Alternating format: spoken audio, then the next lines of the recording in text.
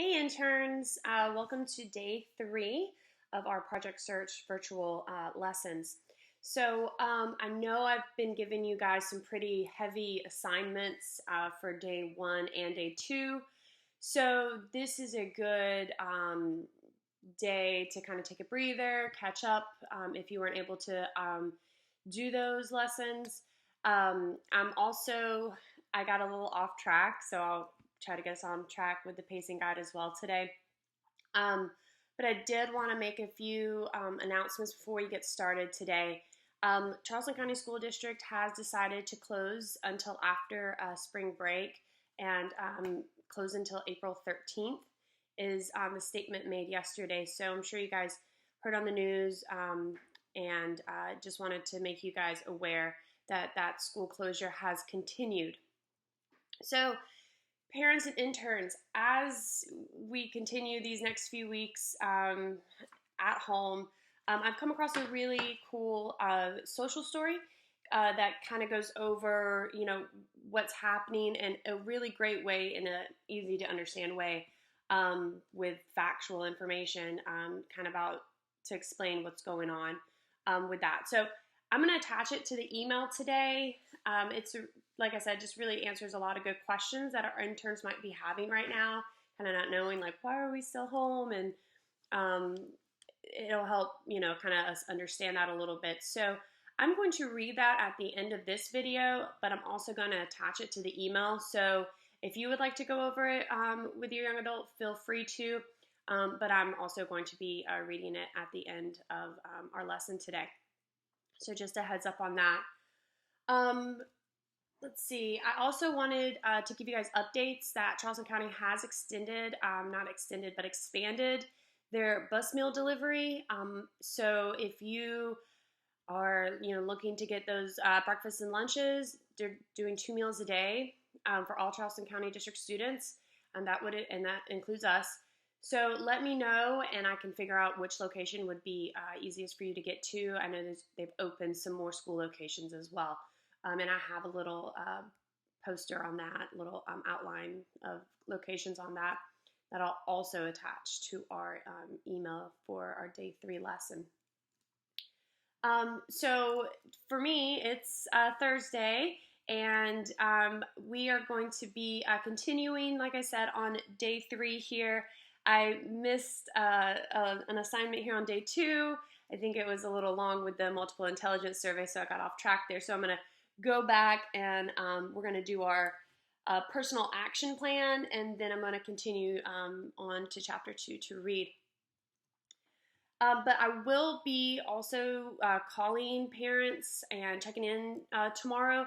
I just basically want to make sure that everything's working out for you guys, that these assignments are doable, that interns, you guys aren't struggling too much. This isn't too hard. This isn't supposed to be a stressful thing. So I do want to check in, and I'll be reaching out tomorrow. Also want to make sure that you have the resources you need at home to continue instruction. So if we have a Chromebook agreement that families can sign. It does have to be connected to a Charleston County District Wi-Fi. I think ours are a little different because we're Embassy Suites. So anyway, long story short, if you really need a laptop, if that's not allowing you to access this, let me know, and I can get that set up for you.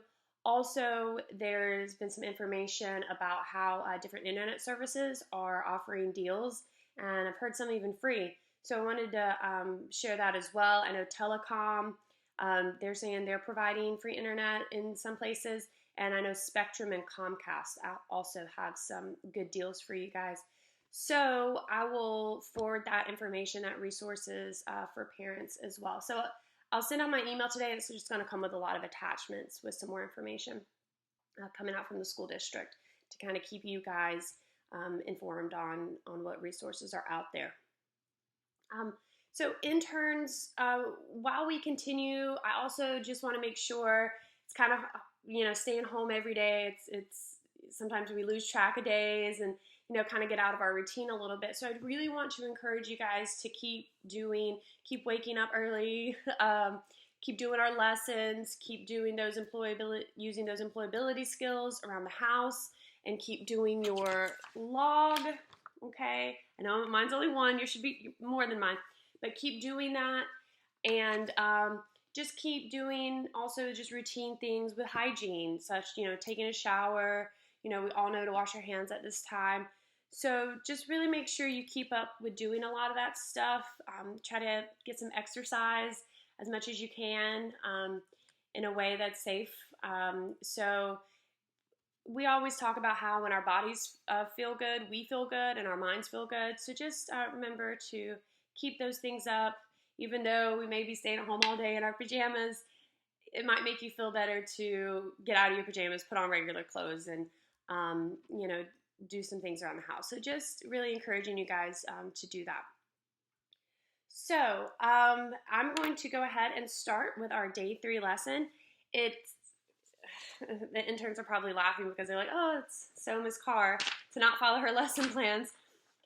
So sorry, but yesterday I forgot to do the personal action plan.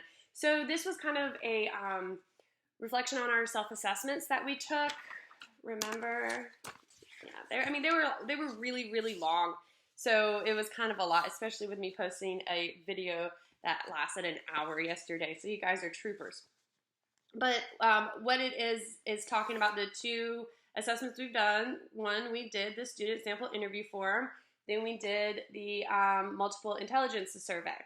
So if you haven't done these, then press stop and go back to my previous videos of day 1 and day 2 and make sure you complete these. Like I said, it's a good catch-up day. I'm going to be doing a lot of reading today. So less assignment, more reading today. So it's a good catch-up. So go back and do those if you haven't. I provided sentence stems on this one, so just pause for those to copy those down. And if you have continued these, we're going to move forward. I cut it short a little bit yesterday. I've downloaded my version of our book, A Teen's Guide to Finding a Job, on a Kindle that's on my screen right now that I'm reading. But I'm finding out it's a little hard for me to navigate what page I'm on. So I've gone ahead and ordered myself my own paperback version that'll get here this weekend, so I'm excited. But I am unfortunately going to have to keep continuing reading and navigating on this computer, so just be patient with me, guys. Sorry. So yesterday we were wrapping up chapter 1, talking about self-assessments and how that includes some self-awareness too. Remember, we always talk about how self-awareness is important because and parents, if you guys are watching too, we always talk about how self-awareness is the first step before self-advocacy. So understanding where we need help helps us better ask for help. So self-awareness leads to that self-advocacy. So that's why we do a lot of these self-assessments and the importance of those. So we stopped on page 10, and I didn't go through the online self-assessment resources, which I'm not going to read every single one, but I think they're great, especially because everything's online right now, and they're good websites to check out. So here on page 11, you see a list of online self-assessment resources. So if you wanted to take some more self-assessments, feel free. There's some pretty good ones here. Careers by Design, Personality Pathways Inventory, and I like the Virginia. Virginia always really has some good resources. The Strong Interest Inventory and the Career Planner is good.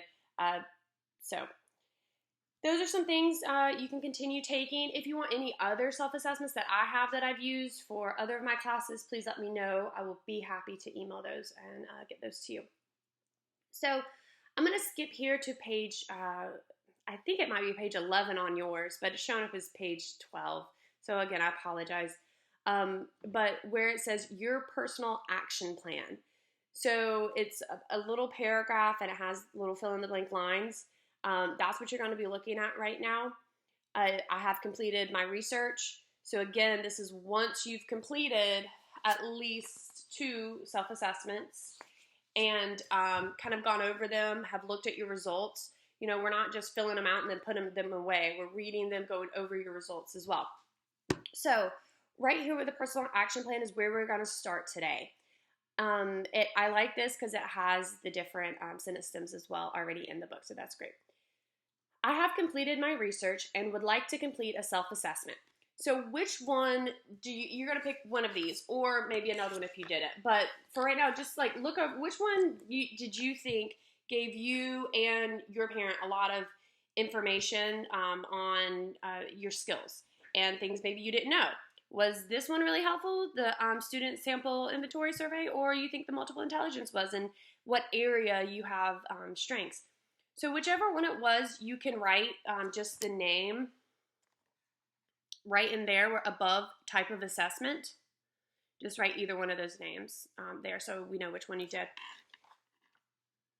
And once you do that, it goes into I will contact to schedule an appointment to take the assessment. So we've taken it so you can say my teacher, Paula Carr, because we already did that. This is kind of more of a if someone was on their own doing it. So again, this is the action plan. We've really done the action. So you can just put I will contact and just put my name there. The date and time of my self-assessment is scheduled for, so whichever day you completed your assessment. If it was Wednesday, you completed that on the 18th, and so forth and so on. So you can just put the date there. My self-assessment results revealed. Sorry, a lot of R's in there. What was most interesting to you in your self-assessment results? So I know the student interview form had some really good ones. Maybe you found some stuff here in functional skills that you're like, oh man, I don't even buy my clothes. I'm realizing that, there's a lot of these little functional things, I could be doing. So did you realize something in there? Your interests, your leisure activities, and your occupational and career, just anything that really stuck out to you that maybe you didn't realize before. Or maybe the one we did yesterday for a whole hour was your favorite. And I like this one. It's really good because, again, it focuses on their strengths. So maybe you're like, whoa, I didn't know, I had a strength in visual and spatial. No one's ever given me credit for that, guys. So maybe you scored high in here and you learned a little bit about yourself and some of those skills that you have. So whichever you think stuck out to you, again, this is really a challenge to self-assess and think about those results. So what did your self-assessment results revealed? So basically an I learned statement. I learned, like a reflection, like we do at the end of the day. I'm really good at, or I need to work on. All right, then moving on, I am interested in the following. So being in Project Search, we've already kind of committed to different, not committed, but we've already expressed interest in specific fields. So definitely put those there. I'm interested in working at a hotel. I'm interested in being a custodian or working at a restaurant or being a dishwasher or, working with computers. So either, taking a self-assessment, it just basically verified, oh, yes, I have those skills. That is where I'm going. Or maybe it totally changed your mind. If you took it and you're like, I wanted to work in a library, and with all my results, I can tell that that's, a great place for me to be. So you can definitely still put that interest there. It doesn't have to be anything different than what we've been talking about. I will research. You can skip that one because we basically have done that a lot here and will continue to do that one. This direction I plan to take. So, what do you plan to, if there's any strengths that you have, do you plan to include them in hobbies? Do you plan to look them up, do more research about it? Do you plan to work on money? Do you plan to work on writing? Just different areas that you can look at those areas of need and think, I'm going to work on this. Or maybe I'm going to work on reaching out to local employers, because that's what we're going to be doing, whether we're at home or not. So, I'm going to continue to work on, updating my resume and my interview skills and being able to talk about my abilities. So, just kind of what is our plan? I know we're at home and it's hard to make action plans right now when we're kind of all cooped up, but we still need to continue to think, what's our plan, when we can come back and everything's back on, even if that is going to be a digital piece. My career choices are the last one. So what continues to be those career choices just keeps us having a clear focus and goal. So page 14, writing down my plan and vision ensures that I will follow through. So you're like, Ms. Carr, we've talked about this. Why are you making me write this down? Well, because when we write down our plans, then that ensures that we will follow through. So for example, yesterday, day 2, I didn't take very many notes, but today I took a lot of notes because I didn't want to skip anything like I did yesterday. So when we write things down more so, when we get that organizational piece, we're more likely to follow through. We're more likely to focus on that goal. So even I need it. So self-assessments, page 16, self-assessments are important because you need to know who you are before you can decide what to become. So becoming that self-aware is always a great goal towards that next step of self-advocacy and then independence. So that brings us to chapter 2. So I am going to go over our plan for today. That was just basically me catching up on day 2. So again, sorry about that. I got a little lost in that from that long survey we did there. So go ahead and wrap that up, and we're going to start here today. We're going to read chapter 2, pages 15 to 29. We are not going to complete this social networking just yet. I'm going to work on that really more tomorrow. I'm still kind of brainstorming because I want you guys to do a commercial about yourselves and introduce yourselves and kind of get used to networking with other people, especially digitally. So I do want to make the video, so that's not off the table. I'm just kind of deciding on if I want it to be that script. Basically, long-term plan is, due to the extended closure, what I would love to do is build some online portfolios and websites, and I would love to upload your resumes and a video of you introducing yourself on those websites. So, sorry, I can't ever keep anything a secret. But that's something I'm kind of brainstorming to continue to work on to really have some meaningful, to do, still kind of working on projects to do something really meaningful through some online stuff. So just keeping that in the back of my head. Sorry, I know I'm kind of off the little scatterbrain today. Just have a lot going on. So I'm going to start reading here with chapter 2. We are not going to complete that social networking commercial yet. We'll save that till tomorrow, but still complete that employability log when we get done. And then, of course, I'm going to be going over COVID-19 coronavirus social story too. That might be beneficial to some of us. All right, so chapter 2. Our character in this chapter is David. All right, on page 18, my page 18. Hopefully it's page 18 for you too.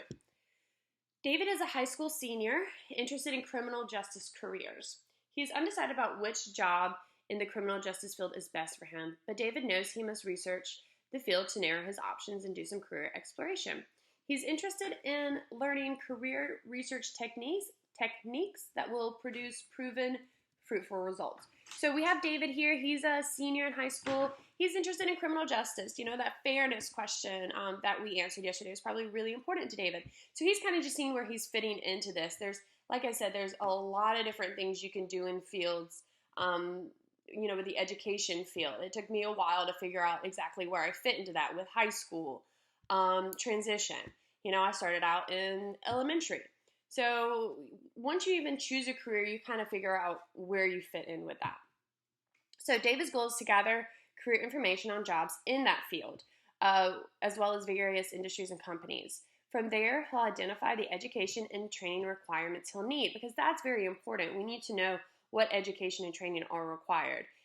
Is there a certificate? Is there a certificate required for this maintenance job? Do I need to have an HVAC license? Yes.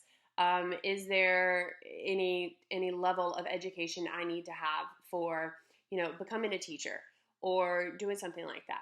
And yeah, there is. So we need to know those education and training requirements as well. So that's what he's doing. Third paragraph, he plans to use the information to make informed career choices and establish an effective job search plan. Specifically, he wants his first job to be on the criminal justice career path. He believes it will help build a solid foundation and increase future advancement opportunities when he goes into the workforce full time. Therefore, he knows he must work a regular part-time job as a college student, and definitely on summer and holiday breaks. In this way, David is thinking ahead and plans to schedule an appointment with his freshman orientation career counselor at college. He will seek the counselor's advice to find work. So people that move on to that secondary path of going to a college, they have career counselors at this college. Of course, we're provided those career counselors through vocational rehabilitation. Also, after networking with friends, families, teachers, and a host of others, he decided to turn it up a notch and glean information from individuals working in the criminal justice field. He quickly discovered he'd get more accurate and valuable information by conducting informational interviews. We're going to talk about what informational interviews are. They're different than job interviews. He'll also attend career fairs targeting individuals in that field. Through networking, doing informational interviews, and attending career fairs, David identified the best college to attend, learned about the challenges in his chosen career field, and established a networking system that will serve him well when he's ready to enter the workforce. Clearly, David now has a better understanding than ever how he can fit into the criminal justice career field. So we can do a lot of these online assessments. We can even meet with our career counselors. We can even talk with your teacher, and we can do that. And we've been doing that for quite a while now. But the next step that we might want to consider is actually reaching out to people that are doing the job that we want and get their feedback. No one's going to know better than those people actually in that field. So, our overview. After taking a self-assessment, we took two, you better understand how your interests, skills, abilities, and personal traits fit into the world of work. Research becomes your next step. Although the assessment you took identified areas of interest and provided career options, you're probably still not prepared to make a career choice. So it's a big decision. I know some of you are very clear on what you want to do, and I know there's a few of us that aren't. And that's at your age. I was still undecided as well, so that's okay. But that's again why we're taking these next steps into doing that research. So at this point, you likely have more unanswered questions. What's the difference? The nature of your questions and their focus. So chances are, before you did your self-assessment, you had not made the connection between your working self and the world of work. Now you likely know the type of work you're interested in. Yet before you make any career choices, it's best to weigh all the facts. You want to have a complete profile of occupations you've selected before choosing. Your goal is to learn as much as you can about the career field or job that interests you. That requires gathering information that will help you see the complete picture. Page 20. Specifically, you want to research higher education requirements, related occupations, training and certification requirements, and academic curriculum preparatory requirements. It's also important to know the job demographics, which are the components of the job. These include the work conditions, if it's loud, if it's outside, inside, the environment with other people, not with other people, working hours, Monday through Friday during the day, or are we talking weekends, holidays, nights, wages and salary paid, how much you're making, and whether or not the job will support your desired lifestyle. Getting a complete profile before applying for a job will keep you from frequently changing jobs and being unhappy. We don't really want to change around our jobs a lot because when those short-term jobs show up on our resume, that makes future employees like, well, so we really want to make good choices. That's why we don't really put short-term job experiences on our resumes because we want to make those good decisions when making decisions about those jobs. So do your research. This guide discusses the most effective ways to get your questions answered. In this phase of your life, you especially want to learn about entry-level positions. So we talked about entry-level positions at the hotel and industries where you are interested in working. Start with informational interviewing. So what is informational interviewing? Here on page 21, interviewing interested, well-selected people can be a great way to get answers to your questions. This process provides opportunities for you to make direct contact with those already working in the job or career field of your choice. During those interviews, you can go directly to the source for answers to your career questions. I'm going to pause here because right now I know we're all quarantined, we're all at our homes, so it's going to be really hard for us to, reach out to others that are in the job field right now because, honestly, some of those people aren't working right now either, and they're at their homes. So I know this is difficult, but what I want you to do is I want you to think back in those rotations that you were in and working with your coworkers. You've already kind of done some informational interviewing. You've already seen firsthand, what their responsibilities are. You've completed those responsibilities yourself. So that's what this is getting to. This informational interviewing means talking to those people that do that job. And that is really, really why internships are just a great way to really get an idea of, is this for me or not? Some of you guys went into a rotation and loved it and, said, this is great. I want to do this. Boom. Some of us were like, no, it's not for me. Either way, you made progress on knowing, is it for me or not for me? So the benefits of conducting informational interviews, just asking people that do the job you want. Oops, sorry, my screen. Okay, so the benefits of it are you're getting information that will help you make smart career choices.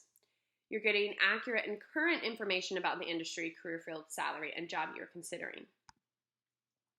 You're getting an understanding of a company, organization, and the job structure.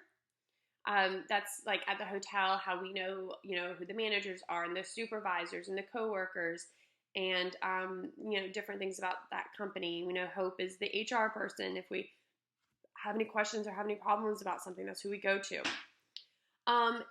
To increase your knowledge of job duties and responsibilities, to become knowledgeable about important information that is useful for preparing your application and resume. So remember, we're tuning those resumes to those jobs we want.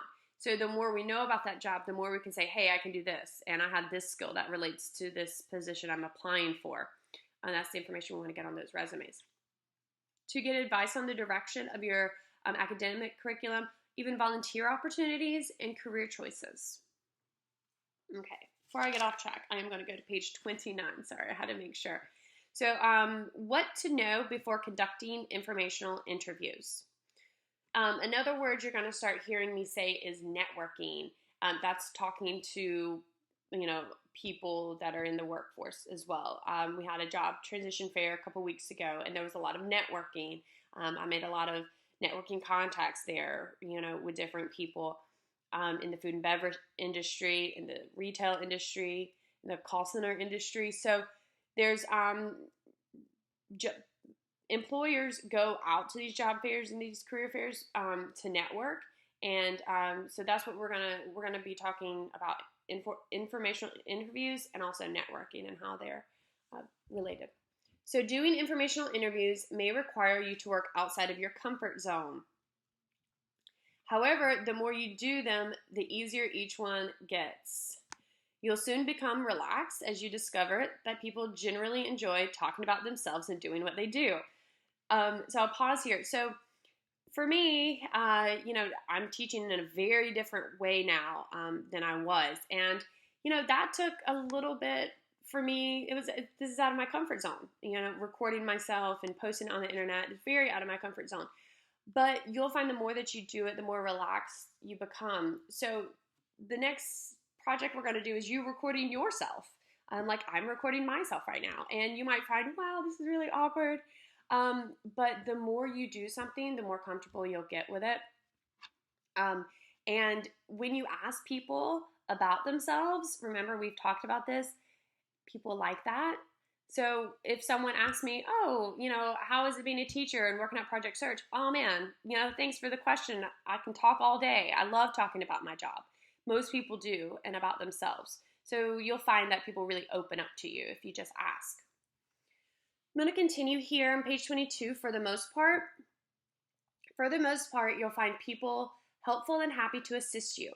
If you do encounter some rejection, don't take it personally. Sometimes people with complex work schedules simply won't take the extra time to stop and help you. So again, we always use the Q-tip method at the hotel. Quit taking it personally. There's a lot of times where, people are just busy. It has nothing to do with us or the question that we ask. It's just, that wasn't the right person to reach out to. That's fine. We move on to the next one. Just keep focused and continue calling for appointments. Remember, conducting informational interviews will build your confidence in knowing the match between yourself and the job.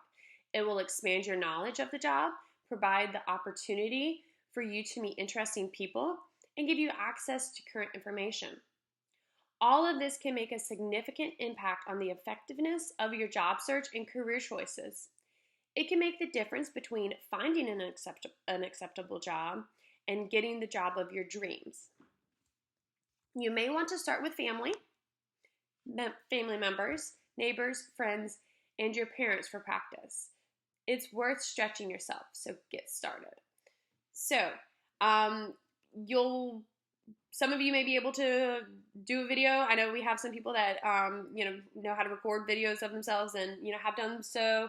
My fellow YouTuber interns out there, but some of us haven't, and this is going to be very new to some of us. So you're going to want to practice it. I think I start my videos every day like 2 or 3 times before I actually go with it. So it's going to take some practice, but that's okay. That's what's great about a video. You can just delete it and start over. So yeah, that's where we're going to. We have Nikki here. I practiced my informational interview with my uncle, and that really helped me. That experience really helped me. So things to do. We can call people directly if possible. Before calling, make sure you have the person's full name and exact job title. Emailing is an option that's not personable. And therefore not as effective as calling. So right now, we might want to start out with emails. That might be a good way to contact people because we don't really know right now with so much going on. I like emails. I think people respond to emails. I think phone calls right now might be a little uncertain. And so, but it is a great way too. I mean, when we all go back to school and to our jobs, it would be a good way to get in touch with those people. Just wanted to kind of put in there. And always put who's referred you. So, hey, Paula Carr told me about the Halls internship or the Barkery internship on Danielle Island. And my VR counselor is also reaching, so you're using the people's names who have also told you to reach out to this person. Or maybe you're just saying, hey, my mom wants me to check this out. Number 2, ask permission for their time before you proceed to engage in a conversation. If necessary, make an appointment. So when I typically call somebody that is not expecting me to call, pretty much the first thing I say, hi, how are you? Do you have a minute to chat? Do you have a second to talk? Or may I just take a few minutes of your time? That way, if the person's busy or not busy, because if you try to continue a conversation and it's not a good time, you're not going to get good results. So that's always just a nice a communication skill at the beginning is, hi, this is Paula Carr. I'm wondering if you had a minute to chat for a second about some questions I have about your company. And if they say, no, okay, great, we would love to talk to you about that, but right now we can't, just Very cool. Could I schedule an appointment with you? And schedule an appointment. Number 3, explain the reason for your call. If someone else recommended you call, give that person's name. So if this is a VR, involve that VR counselor with it. If it's through me, use my name in there too as well. And we'll be helping you guys out. So don't worry, you're not on your own. Number 4, have a paper and pencil handy. Excuse me, I lost my voice. Okay. Have a paper and pencil handy so you can write down important things you want to remember as a result of the conversation. So, I always have my yellow pad with all my notes. Just have that ready. It helps you write down any information, their name, number, and all those things that you might need for that call. Make sure to get the person's mailing address or email address and always follow up with a thank you note. So, I like the scripts for conducting an informational interview. So this is some scripts you can practice with some family members and friends. So you identify yourself as number 1. So whenever you call somebody, you tell them who you are calling. So hello, my name is Paula Carr. I'm a student with Charleston County School District, Project Search, and I'm doing research on becoming a librarian or working as a dishwasher in restaurants. So that's first thing you do when you make a phone call. Hi, and tell who you are. The next thing you do is, and then at that point you can also do you have time to speak with me today? Then you get the person's name and state the reason for your call. May I get the person's name who does whatever job you're interested in? Write down the person's name and do not be embarrassed to ask for the correct spelling of the name. So my husband's name is John. So typically when he gives his name, is it spelled Jon or John? That's an okay question to make sure you're spelling somebody's name correctly. That's not a sign of spelling weakness there. It's just being thorough. I would like to conduct an informal telephone interview with, and if you have the name of the person, you say that, to gain insight or more information about their job. As it is a career path I'm interested in pursuing. So ask to speak with that person, and either you'll get through or you won't. You can call back. You can make that appointment. However, if your call does go through and they do have you speak with that person, reintroduce yourself. Don't expect people to remember you if you haven't met them a couple times in person. So just say, hey, this is Cameron again calling about more information about your internship or your part-time job being offered. That's okay. Just reintroduce you. And they'll, oh yeah, I remember you, or okay, thank you. So just don't forget to reintroduce yourself. They might not know who you are the second time hearing from you. Begin the interview by greeting the person. Good morning, afternoon. And that, that's also when you ask for, may I have couple minutes of your time to ask you a few questions. If their preference is to meet with you, obviously, we're not doing that right now in person, but you could schedule a over the phone interview there. So close by expressing your appreciation, get their contact information, send that thank you note, and prepare and send a thank you note. Making sure I'm not, okay, 29, here we go. So then we have informational interviewing tips. So that's your script, those 1 through 6 steps there. This is some tips. So prepare a script and list of questions. So make those notes before you call. This way you'll present yourself as organized, serious, and prepared. People are more willing to help you when you're well prepared. Correctly pronounce the person's name you're trying to reach, by Mr., Miss, or their correct title, the doctor, or anything like that. Practicing pronouncing it before calling. This will show that you care enough to learn about the person's title and status. So just practicing their name. I know we practice the names of our coworkers at the hotel. So you want to practice how you say someone's name, and they'll correct you if it's wrong. But just practice it again. That just shows you're prepared. Speak clearly and confidently. It implies you know exactly what you want. So remember, we don't have to be confident to act confident. We can kind of fake it till we make it. So work on it, speak slow, speak clear, and you'll come off as confident. Stick to the time frame you've agreed upon. So if you ask for a couple minutes, don't go over that.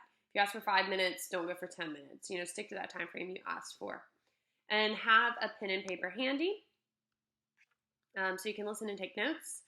Ask for name of other people that they give you names of, and you'll be surprised at the helpful responses you receive. Don't give up too quickly. The more you practice, the easier the art of interviewing and being interviewed becomes. So, possible questions to ask. What skill, knowledge, or experience is required for your position? What type of education is required? What educational advice would you have? What other experiences or training do you think would be helpful? What types of volunteer work do you think would be helpful for your career? How did you get your first job in your chosen career path?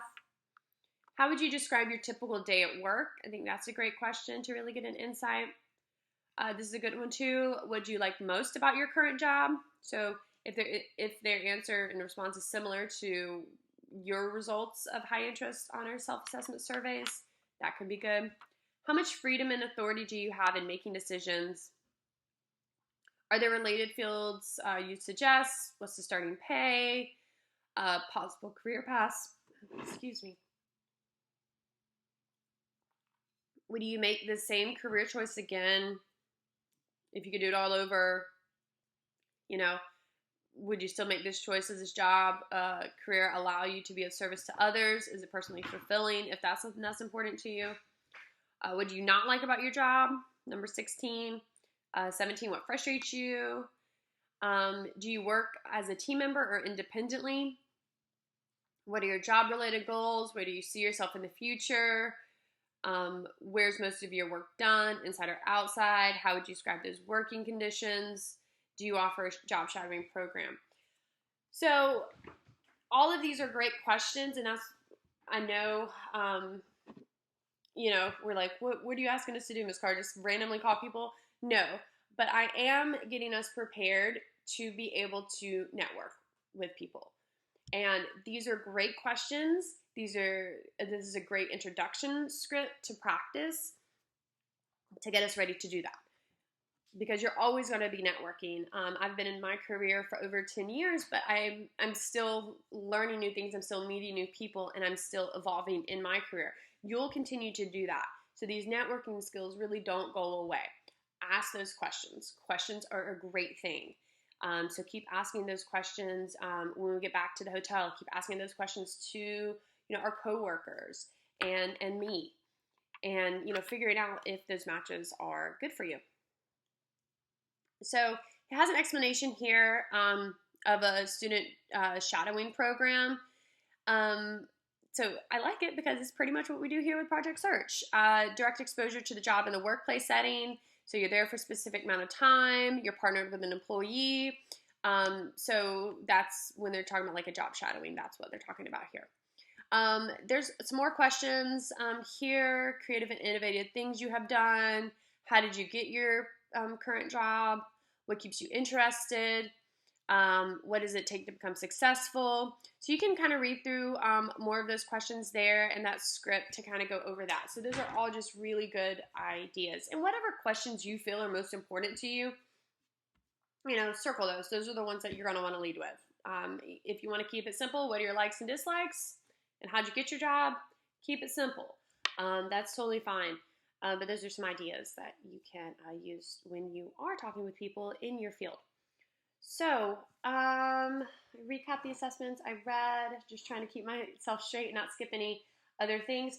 Again, we are going to hold that 30-second commercial. It is, if you want to go ahead and see what I'm talking about here. It's on page 34. Your 30-second networking commercial. It says, hello, my name is, I'm good at, I'm interested in the career field. I believe this is a good career because I like to. Do you know anyone interested? So I do like this script, but again, I think I'm going to be sharing out some resources for you on practicing this script, but then we might go further and do like an intro about what you've done at Project Search, explaining that. And but this is just going to be good practice for you to introduce yourself digitally and work on those skills like I am. All right. So that's it for day 3. Just again, make sure to do your daily employability log, and then we'll move on to day 4 tomorrow for Friday. So again, just a really good day to catch up with anything that you need to catch up on with those other self-assessments. And then tomorrow I'll show you guys how you can record yourself on your phone. I know most of you guys have a cell phone or use a parent's phone, so I'll show you through mine how you can record a video of yourself and then send that to me, text, email. Probably text would be easier, but we'll go over that tomorrow. Okay. Now I would like to kind of go over a social story. I'm going to change my screen around here a little bit to get the book out of there. Okay. So this is a good social story, interns and parents. It's good because it's easy to understand and it has facts. When we have, situations like this right now going on with the coronavirus, there's sometimes, everyone puts a lot of information out there, and I find that sometimes we come across information that's not correct. In the news, not the news, but even on social media. So this is no hidden intent here. This is just kind of facts that we can go over with our interns to explain to them kind of what's going on right now and why we're all at home and why Ms. Carr is on a computer screen. So, sorry. It's always easier for me when I use my clipboard. So I'm going to kind of be doing one page at a time here. And again, I'm going to be emailing this to your personal emails and parents as well. So if you'd rather go through a social story with your intern, cut me off right now. Have a great day. But I'm going to just read it as well here. So this is our social story. Okay. So COVID-19 information. So what is COVID-19? So COVID-19 is a new illness spreading around the world right now. Its nickname is coronavirus. So whenever you hear someone say COVID-19 coronavirus, that's the same thing there. How do you get it? So someone with COVID-19 gives you their germs, and we talked about that at the hotel. That's why it was so important to cover up, those coughs and wash our hands. So basically you get someone else's germs that has the virus. So when they cough or sneeze, their germs get in the air on you and on things. That's why we were wiping down all those surfaces and washing our hands so much. Germs get into your body through your mouth, nose, and your eyes. So if you hear people right now say, don't touch your face, and it's so hard, isn't it? I don't know. I didn't realize I touched my face so much until these last few weeks. But that's how germs get on you, is in your mouth or in your eyes. So just be careful. I know some of us we need to just try not to touch our face as much, especially now, and just continue to wash our hands really, really well. So that is how a person would get it. So what happens if you have it? So if you are sick, these are some of the symptoms that a person would have. So a fever of 100 or higher, coughing, and a hard time breathing.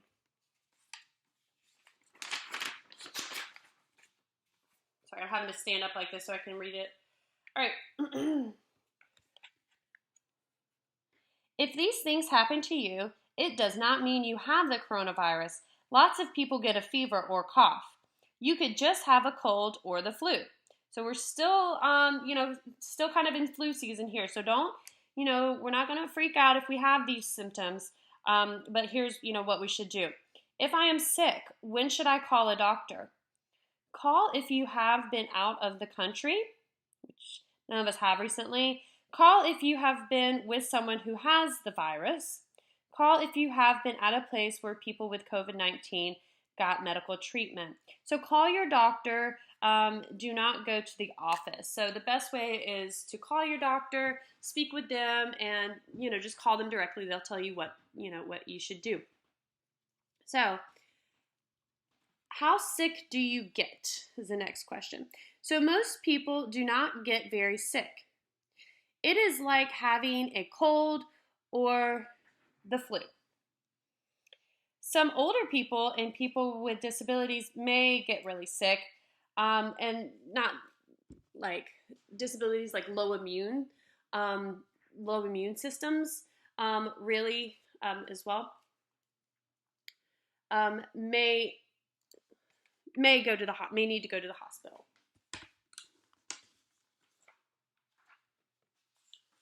So what's most important is, I'm going to move this around a little bit,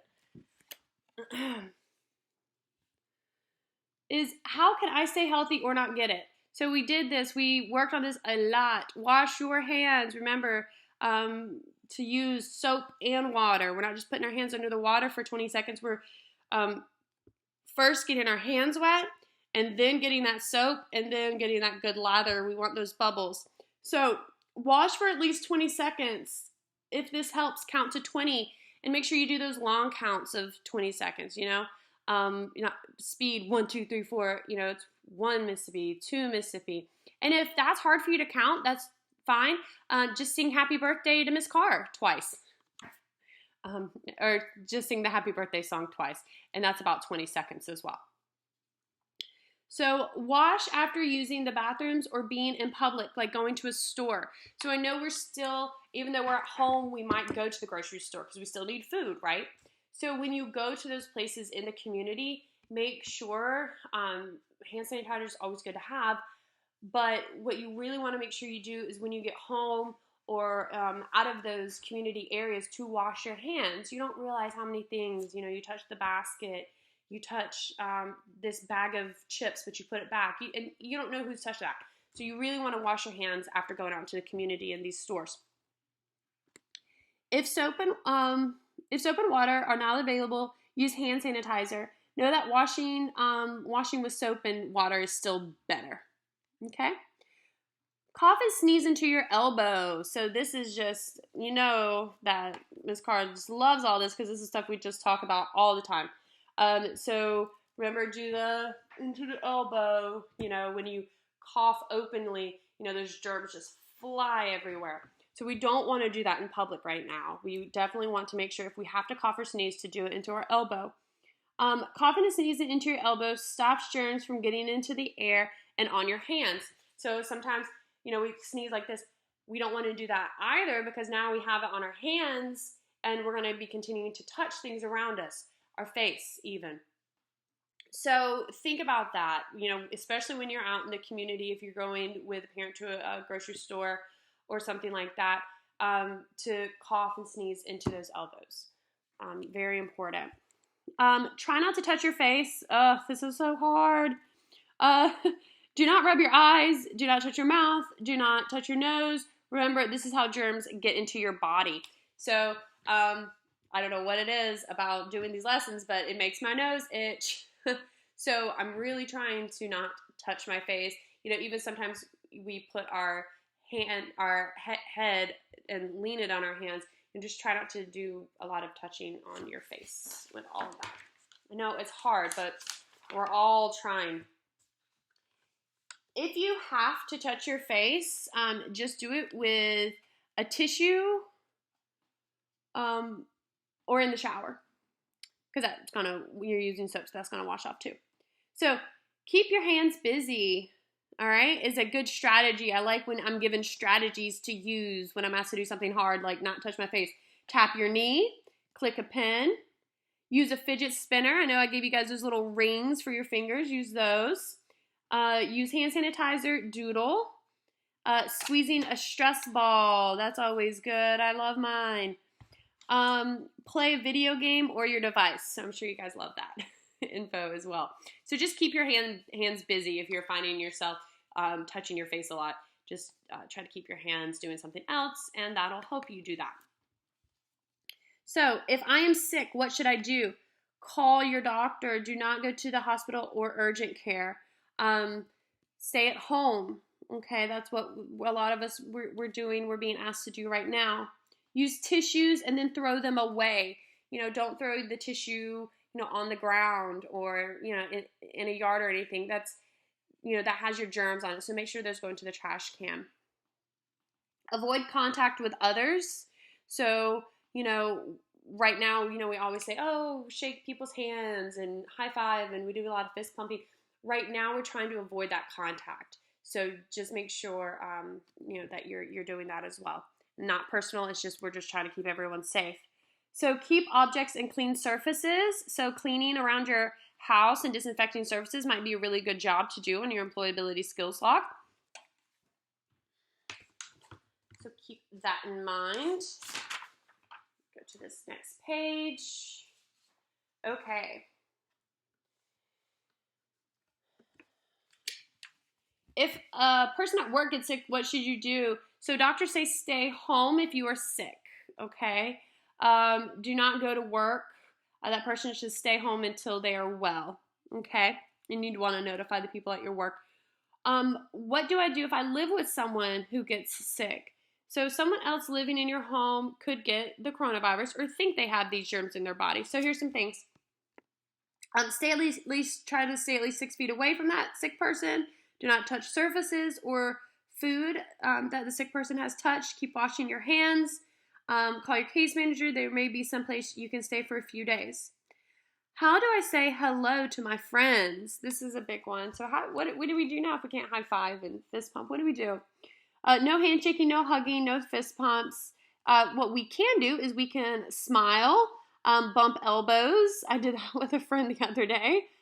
We can text, call, and message. So anything that doesn't require that physical contact. And again, smiling at somebody and making that eye contact, is a great way to let them know, hi, how are you? I'm glad to see you. Just with those facial expressions. Okay. Where can I go these days? So we're all being told to stay at home. So stay away from large groups. So just a place where there's a large amount of people. We just want to stay away from those places. I know this is terrible. No movie theaters or malls. I know that's terrible. You guys don't want to hear that, especially on my movie buffs. But right now, those are large groups of people. Try to avoid public transportation. So I know most of us did Telluride, and that didn't involve a lot of people, but, those CARTA buses, we would want to avoid some of that. Go to the grocery store during the day when it is not crowded. The grocery stores, we went yesterday, and it was like the longest lines, and just try to don't stand close to people right now, I think is the best advice I can give.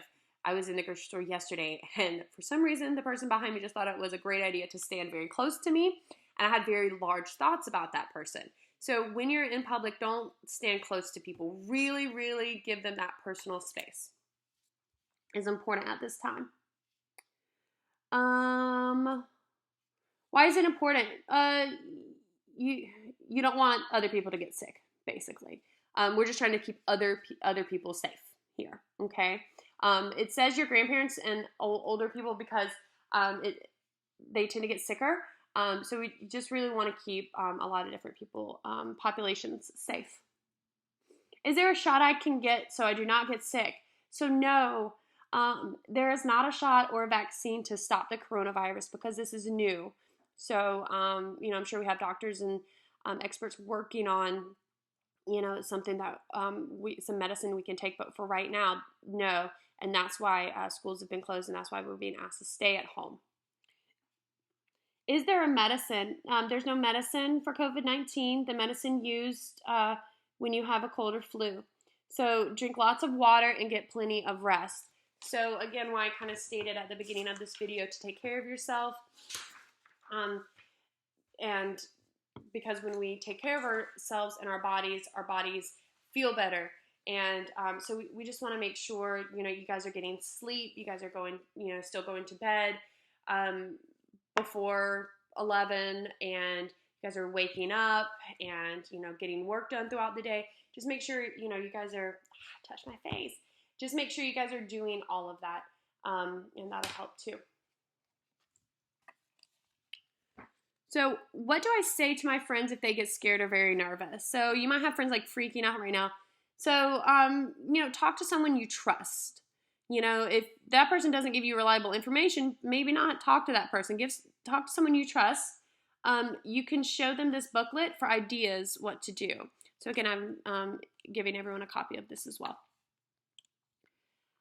If you have a job, I'm worried about missing work. So I know right now we're all like, well, Ms. Carr, we're in our third rotation. Some of us were going to even start working, and, things have been pushed back a good bit. Well, it's being pushed back for a lot of people right now. So don't feel like you're the only one right now staying at home. A lot of people with jobs right now are staying home.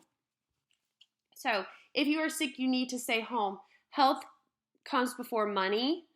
Tell your boss you do not feel well. If you're worried about money, talk to your family, friends, or team.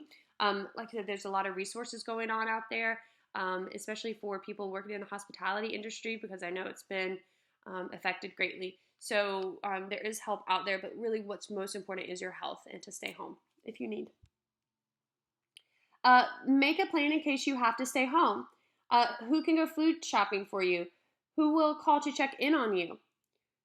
What should you do if staff calls in sick? Make sure you know your doctor's phone number. Okay, so just little clues there. And then just on the back has their where the source is from, so parents, where that's coming from as well. It's really good. This was actually shared with me from Project Search National. So if you, like I said, I just kind of read through it, but, this is a good little answer questions for some of us who might be confused about why we're having to stay at home until April 13th. So, again, parents, and interns, I'll be reaching out tomorrow. We'll continue to day 4 lessons, and if you need any help or any assistance, either if it's related to the lessons or even something else, please know that I'm here. Again, my office hours are 10 a.m. to 11 a.m. And feel free to call, text, email, any way you want to get in contact with me for anything you may need. So stay safe. Remember, to take care of yourself and your family. And I'll see you guys next time for day 4. Have a great day.